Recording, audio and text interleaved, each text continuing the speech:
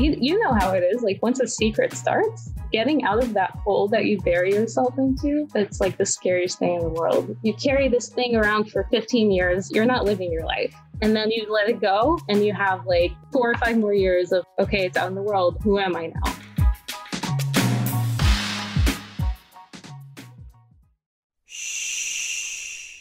Welcome to the Secret Life Podcast. Tell me your secret. I'll tell you mine.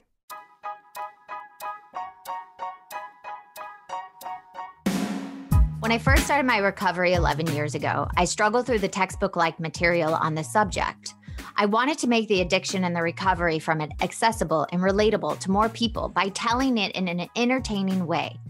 Well, I'm super excited to announce I've released my first book, Secret Life of a Hollywood Sex and Love Addict. If I can help just one person find a solution or at least realize they're not broken or alone, then writing this has been worth it. You can pick up the book exclusively at Amazon or signed copy at secretlifenovel.com. And the best way to support our podcast is to subscribe and share. If you haven't left a review or rating on Apple Podcasts yet, please do. It'll help more people find our show. And if you want to be a guest, shoot me a note at secretlifepodcast@icloud.com. Enjoy the episode.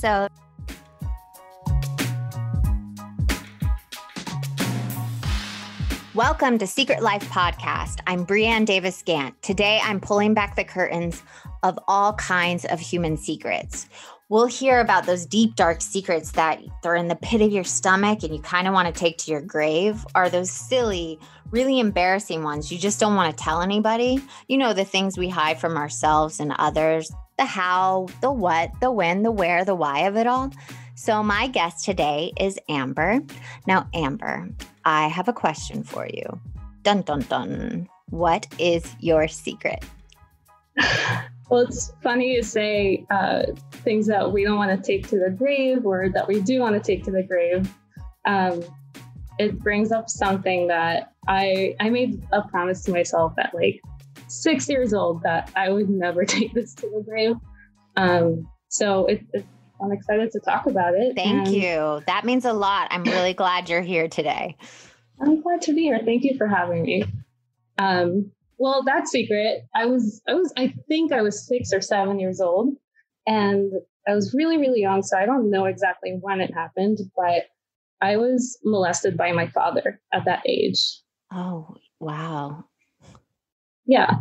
And being super young like that, you're not fully developed and all that stuff. So I didn't really know what happened. But even at that age, I was like, I'm going to have to tell someone at some point. And it wasn't until I want to say 15 years later when I told people, my close family, my mom and my sisters. And so that just had all these different domino effects on my life and my upbringing, and just formative years of my life, I want to say. How did that, I don't want to touch on the actual act, but do you remember it? I was also molested and I don't remember it. I remember this is all I remember, just so you know. I remember looking up at the sky and just could see leaves. I can't remember what happened. So is that the same experience for you? Yeah, it's so crazy you say it like that because it's true. You sometimes kind of doubt whether the memory of it is so fuzzy, but I do have a memory of it. It's so vague. And sometimes I catch myself doubting, did that really happen? Yeah, did that really happen? Did that really happen to me? Do you know that 1 in 3 girls are molested? That's I do. Crazy to me. Something is really wrong when that is the statistic that we're dealing with. Yeah. And I have, throughout the years, that was 20 years ago, I want to say. And throughout the years, I've definitely looked up the information. And it's insane because most of the incidents do happen at home and with people that women know. So how was that moment 15 years later telling your mom and your sisters? How did that go?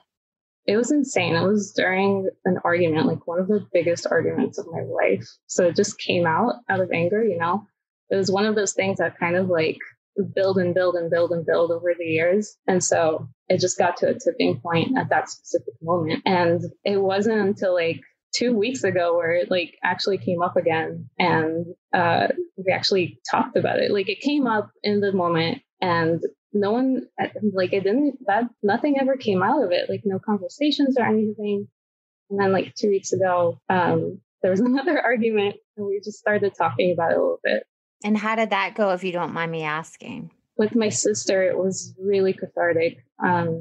She's my older sister, and it was good to know that she was curious but also respectful, and she like right now my dad is kind of out of the picture, so she respected like my decision not to call him on Father's Day, stuff like that, which when you carry a secret for so long, it's kind of like cathartic to just have someone be like, yeah, I get where you're coming from, I totally respect that, and you have every right to make those decisions for yourself. Yeah, it's cathartic, but it's probably one of the scariest things ever and then especially if you mentioned it the first time and nothing was happened, but then to have that second time with your sister and she actually saw your truth, where it's like, oh, I'm seen and someone's listening to me. So you don't have a relationship with your father right now, is what you just said, correct? Not really. He calls on my birthday and things like that, but not really. I would probably be doing the same thing if I were you. But how did it go with your mom? I love my mom. That you can love your mom. She gave you birth, but she is also human and she is also flawed. So exactly. She is allowed to have her flaws. But how did it go? So like, a lot of people have the protective side where they were like, well, why didn't you say anything? Why didn't you do something about it? Why this, why that? So I understand like having that kind of reaction. And that was the reaction my mom had. So it was like really hard to explain. I was barely a human. Like I was 6 years old, 7 years old. There's no like handbook that's been given to like girls that age or anyone that age, girls, boys, whatever, on what to do. And like, you know how it is. Like once a secret starts, getting out of that hole that you bury yourself into, it's like the scariest thing in the world. You have no idea what outcomes could come out of it. Yeah, because I didn't tell anyone also for 15 years. And my response when I told someone, they said the same thing. Why didn't you tell me? And then the second thing that was said was, there's nothing I can do about it now. It's been too long. And it actually crushed me. Right. Not that I wanted that person to then like go and hurt the one that hurt me, but there's something about that it just stung. It was like, oh, because it's just, I can't even have words for it. It's making me uncomfortable right now talking about it. Yeah. Because, you tell someone you love, and of course the reaction is to like want to do something to fix it. But the fact that they can't go back and fix the past, I guess, is like kind of a roadblock for some people, where like someone who shares a deep secret like that, they don't necessarily want anyone to fix anything. Like you probably didn't want that person to fix the past, but having support for the future and like for the present, I feel like that's where you get the support that you need. That's where you get the healing from sharing something that's been crushing you for 15 years. Like that's a big part of who you are at this point. Yeah, it definitely affects everything you do. Everything. It's like layered underneath. So where do you think this secret that you held for 15 years, where do you think it affected you throughout your life? I think it affected me on levels I don't even know. So I didn't really know which secret to share with you, because I feel like there's so many like dominoes. Like I read people can hold up to 13 secrets at one time. So if you got another one, spill it because we're here. I mean, so I'll spill it. The crazy thing about having something so monumentally traumatic at such a young age is that like, you don't know the answers. So this could be a cause and effect thing. It could not, but I guess my big underlying secret above all of these other ones is like, was this causation? Was it correlation? Or was it nothing? So I am not straight. I am super queer. And I always have been for as long as I can remember. But the problem is like, I don't remember things before 6 years old, 7 years old. Like, who knows what effects this had on me. So like growing up as a queer kid, I was super depressed, super anxious. I barely have any memories from my childhood. So like now as an adult, I'm 27, I'm about to be 28. I'm like piecing it together. And I guess my biggest secret is like, I had this experience. I feel fine talking about it. And, you know, I've gone to therapy and all that, but like, how do you know? Like you don't, and I do carry my queerness as a secret because of my family and like their beliefs and their views on life. And so, yeah, I've let go of this 6-year-old experience, but I'm still carrying this thing that who knows where it came from. So you're thinking maybe there's this voice in the back of your head that you're thinking that your queerness is tied to the molestation. Yeah. Like if that didn't happen, that you wouldn't be queer. Is that how you feel inside? Yeah. And that's I think that is something I've never expressed before because like, even to my therapist, because it's just such a crazy, if my best friends told me this, I'd be like, no, you're not, like nothing can cause, it's not like something you can catch. I feel like I've been fighting for LGBTQ rights for over 7 years at this point. Like I educate myself every single day. All my friends in my community, like everyone is queer and we have important conversations. And like, of course, I know logically, I know it's not something that you like can catch or like from an experience. Like I know this it's not a crazy. Cold. It's not a cold. Like people are born, like it's not a choice. I never chose to be this way. I know logically, but deep down, like deep down, there's this thing like I can't shake it. Trying to, for sure. Like, and what's kind of crazy is that like, I'm just now starting to live my life, you know, like you carry this thing around for 15 years, you're not living your life. And then you let it go and you have 4 or 5 more years of, okay, it's out in the world. Who am I now? You're not really living your life then either. Like it's crazy, but 20 years later, now I'm just kind of like becoming who I am, like a person in the world. And that's something I think like, is hard to understand if you've never been through something like that. And I wish I could just say to the world, like, I know I'm crazy, but give me a break. Like, I'm just now starting to become a human being. No, I mean, I've done so much research for myself and for others that when you're molested and your sexuality is taken at such a young age, that's when you stop developing mentally. So once you get out that truth, you have to like grow up because we're stunted. So everything you're saying makes sense to me now at 27, going into 28, that you're starting to live your life. But your truth is that you like women. Does your family know now, or anybody know? Or is it still just you're holding it by yourself? My sisters know because I did have a long relationship with a woman when I was like 21. This was like years ago. Mm-hmm. I was 20 actually. And like, I think sexuality in general is like very, very, very complicated for me. And I love that I get to talk to you about it. Tell me why you think your sexuality, I already know it's complicated, but for you, what do you think?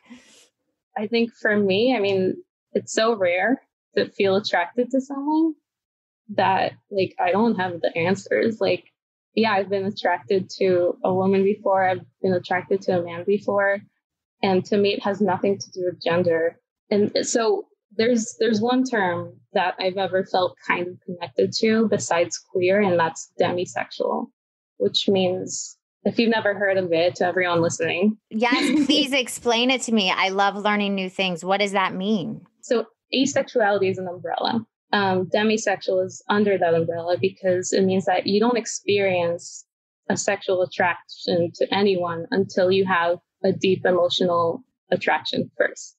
Gotcha. So a lot of people within even the LGBTQ community kind of like don't really understand that and kind of like call it fake or something. Like it's a very isolating experience. And even having most of my friends and building a big community of LGBTQ people, I still don't feel like I feel completely isolated from the world. Like I can't relate to anything on TV. I can't relate to songs I love. I can't relate to like media in just like normal conversations that people have, because I have never had like I've had the one relationship. I'm still in true queer form best friends with that person.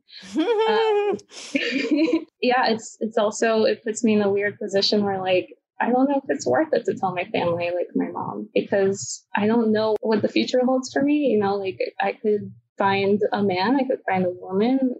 I don't know. So, and it's okay. You don't have to know right now. You're only 27 years old. You do not have to know right now. But my question for you, and you said something that I want to hit back on, is you don't feel a sexual attraction, doesn't matter what gender, until you're emotionally connected to them. Is that correct? correct. Yeah. So so that takes a while, right? So you're definitely not sexual right away. You're not. Mm-hmm. So how long does that normally take? I don't know. I've had one relationship and that's it. So, well, how long did that one take? Before anything happened between us, it was like 7 or 8 months. Gotcha. So for me, I'm the total opposite. If I'm emotionally connected to you, I don't want to do anything sexual. Like it's too intimate for me. So it's funny how you went one way after your molestation and I went a totally different way. So we're all so different. So I have some questions for you. They have to do with the 7 deadly sins. And I'm not talking the religious sense. I'm talking about that I feel like these sins, all human beings hold parts of them inside. So I'm going to name them for you. Which ones ring true and why? So here they go. We got pride, greed, lust, gluttony, envy, anger, and sloth. I guess anger ties into my situation the most. Okay. And why? I think it's like having the doubts about how my family would react if I were my authentic self at home. It brings in a long-term sense of anger, you know, like, and mistrust.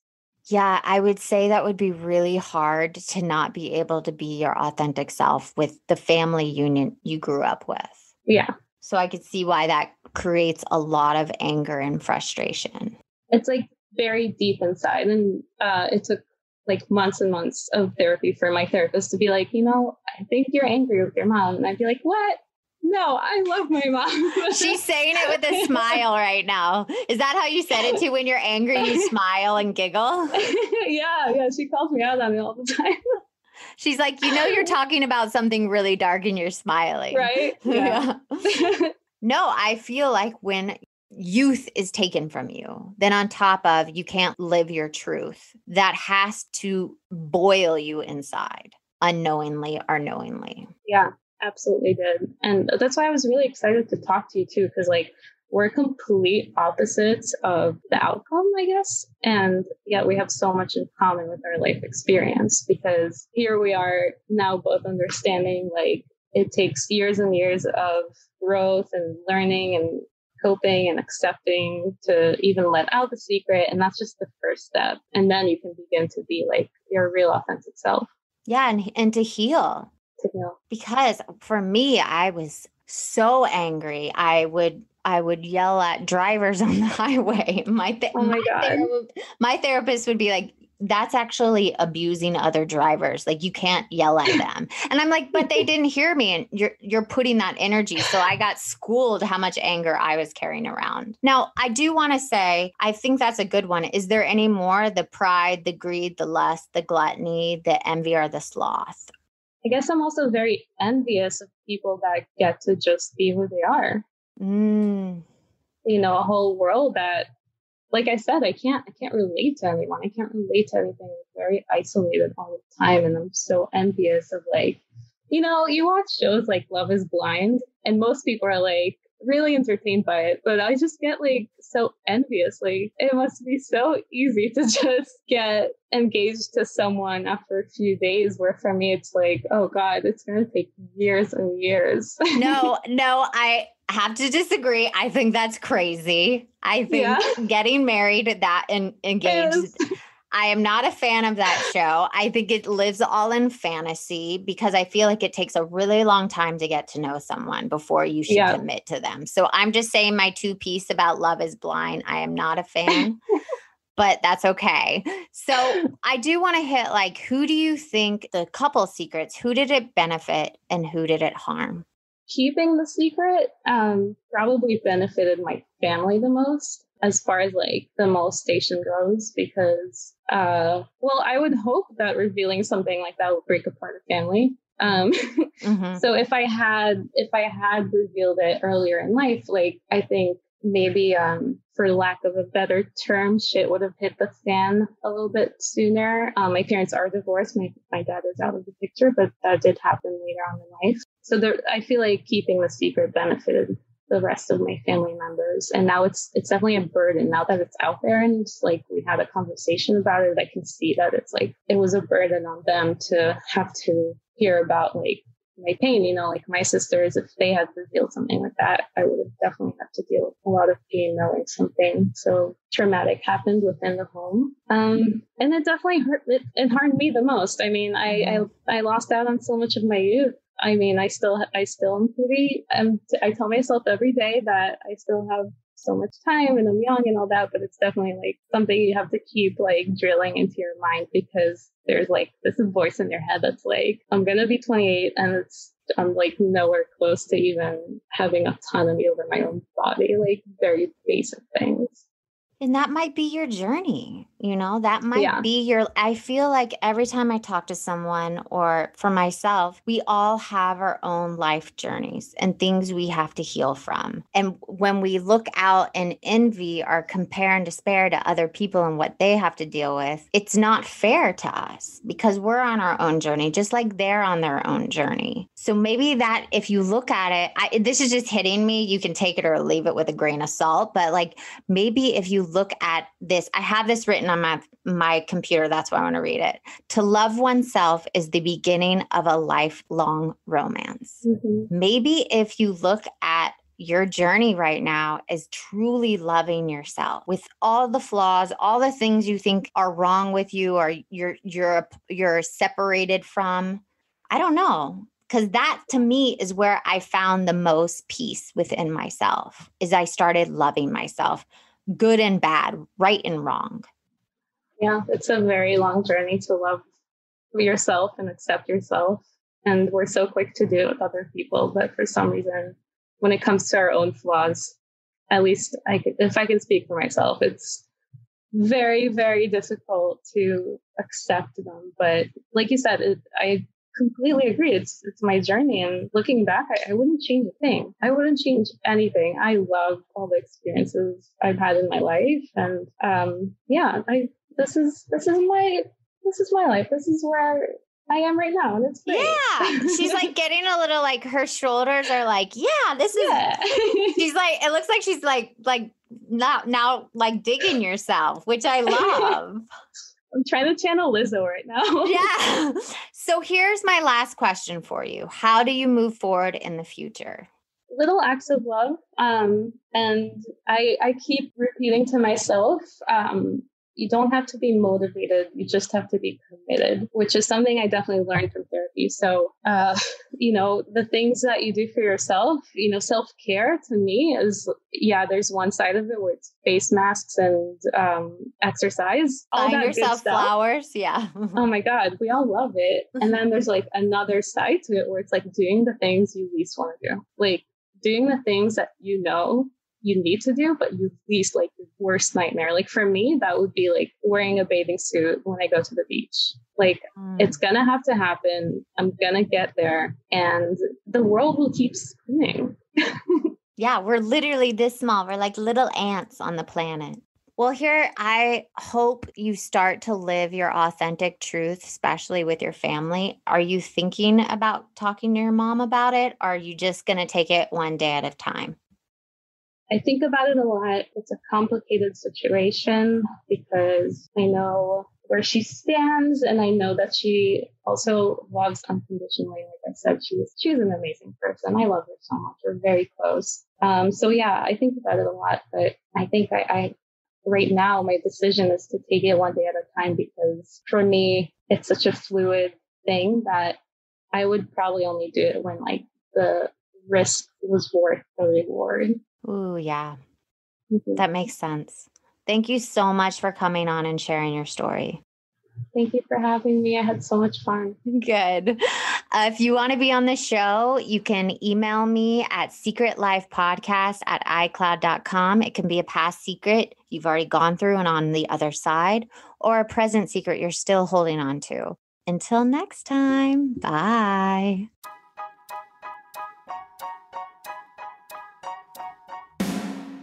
Thanks again for listening to the show. Please subscribe, rate, share, or send me a note at secretlifepodcast.com. And if you like to check out my book, head over to secretlifenovel.com or Amazon to pick up a copy for yourself or someone you love.